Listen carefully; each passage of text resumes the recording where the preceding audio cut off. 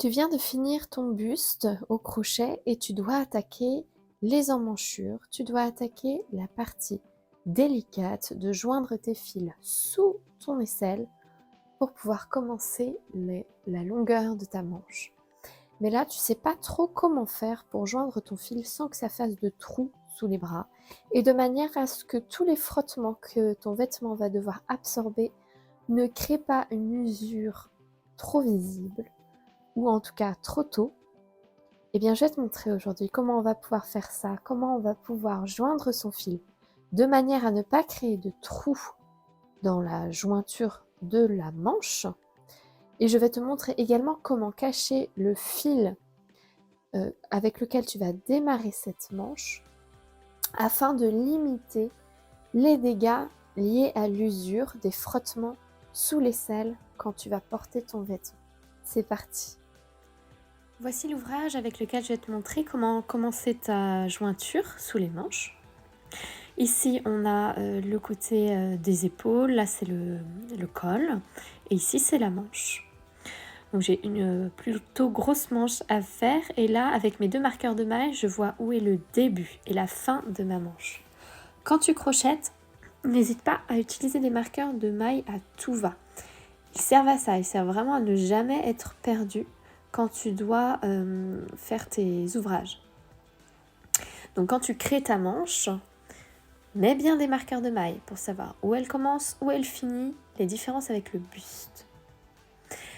Ici, pour commencer la manche, je vais insérer mon crochet et dans la première maille de la manche et dans la dernière maille de la manche avec ma laine, la même laine que votre ouvrage, bien sûr, ou peu importe selon votre patron.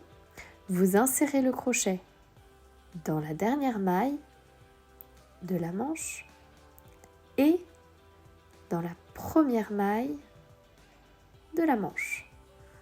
Puis, vous faites un jeté avec votre laine et vous passez la laine à travers ces deux mailles-là. 1 et 2.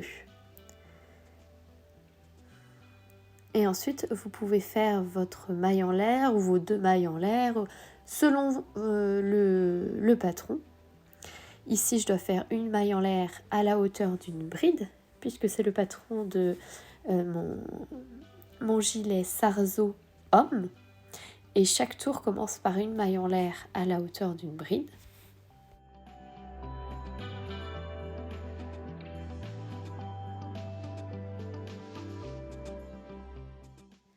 Ensuite, je continue le tour de la manche comme indiqué sur le patron. Donc ici, je dois faire une bride dans chaque maille de la manche.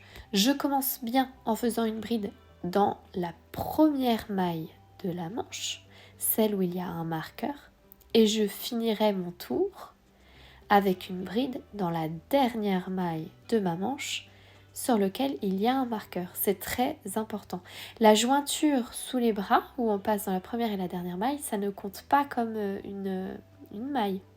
C'est bien une jointure. Lorsque j'ai fini mon tour avec une dernière bride ou le point indiqué dans votre patron dans cette dernière maille, je peux joindre normalement avec une maille coulée dans la première maille du tour. Et ensuite, il n'y a plus aucune difficulté pour faire votre manche puisque vous avez bien fait la jointure entre le buste et la manche. Vous voyez qu'il n'y a pas de trou déjà sous la manche, ce qui est un premier point qui a été résolu, mais vous avez quand même ce fil qui dépasse le fil de la jointure.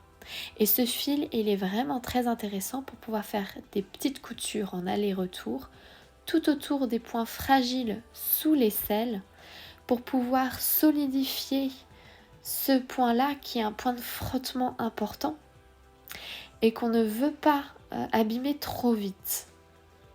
Pour ça, avec une simple aiguille à laine, avant de faire les coutures finales en aller-retour sur l'envers du vêtement, vous allez faire une petite couture sur l'endroit.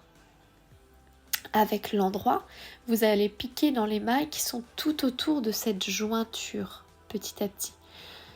Vous voyez le centre à peu près de cette jointure et vous allez piquer dans les mailles qui sont autour pour pouvoir serrer ensuite ces mailles-là ensemble et créer un renfort qui va aider votre ouvrage à tenir dans le temps. Et ça, c'est important.